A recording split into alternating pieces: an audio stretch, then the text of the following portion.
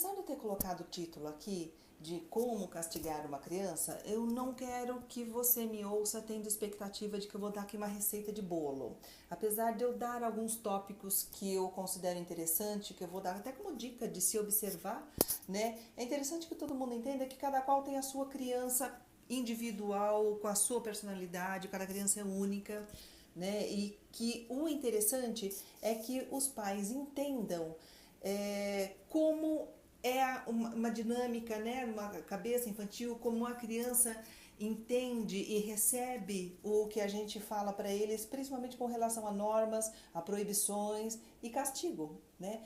Então, em primeiro lugar, um ponto que é interessante. Quando você vai castigar uma criança, é interessante que ela saiba o porquê ela está sendo castigada, que você diga, né? Você fez isso e isso aqui não pode. Aí, voltando até um passinho atrás, é interessante que ela saiba que aquilo não pode fazer, né? Que aquilo é proibido por uma questão de norma, por uma questão de organização, ou por algum motivo, né?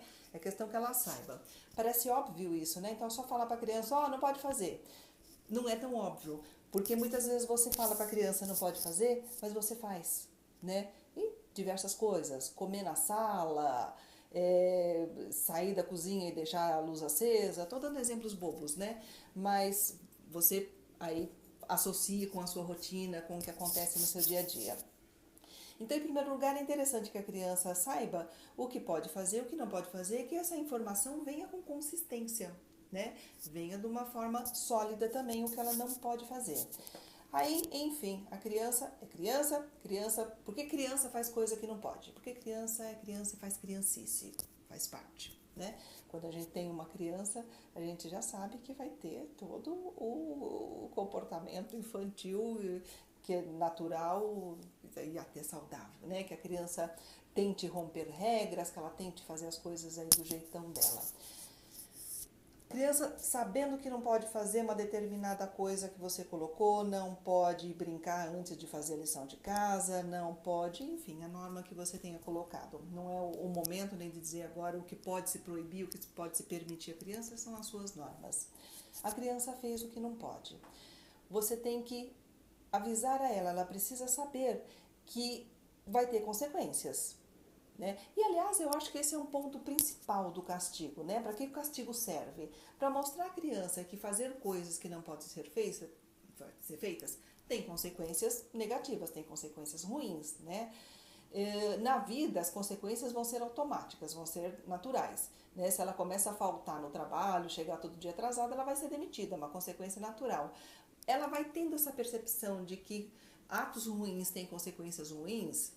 Eu acredito, né, uma forma de começar a ter essa consciência são com os castigos que ela recebe em casa. Eu fiz uma coisa que minha mãe falou que não podia, então eu tive uma consequência ruim também por conta disso. Não tive tudo que eu quis, porque também fiz um monte de coisa que eu quis e que não são legais, né, não funcionam bem pra mim. Enfim, falou pra criança que ela fez uma coisa que não devia ser feita. Ok, vou te colocar de castigo. O castigo é o que você determinar, o que você elaborou aí como sendo sensato, o que você elaborou como tendo lógica. Para crianças bem pequenininhas, a gente tem o famoso cantinho do pensamento, a gente considera mais ou menos aí um minuto por ano de idade, então a partir, sei lá, de 2, 3 anos já pode se colocar no cantinho do pensamento, vai ficar aqui sentadinha pensando no que você fez, sabendo que você te passando a informação que você fez uma coisa errada. Ela tem que cumprir esse castigo. Uma coisa que não funciona é ameaçar, ameaçar, ameaçar e nunca castigar. Não ameace uma coisa que você já sabe que provavelmente você não vai fazer. Não ameace deixar uma criança sozinha em casa, né, no dia que você está indo viajar. Ah, se você não me obedecer, vou te deixar em casa, se você não vai fazer, né? Porque imagina, seria um absurdo fazer isso.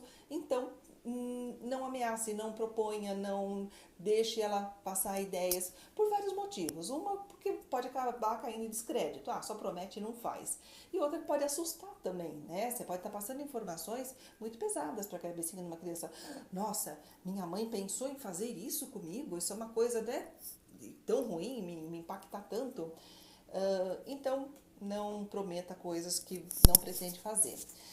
E prometeu, faça. falou que ia deixar de castigo. Se fizesse tal coisa, realmente pega e coloca de castigo. O como? Comportamento sereno, isso é importante. É importante que o pai não fique tão histérico quanto está sendo a criança na hora que ela está se recusando ao castigo. Não funciona. O exemplo de um comportamento sereno funciona muito para a criança. Sentar e colocar para ela, olha, você fez isso, não é certo, eu te falei para não fazer desse jeito, por isso você estará de castigo. E cumpra exatamente o castigo que foi combinado.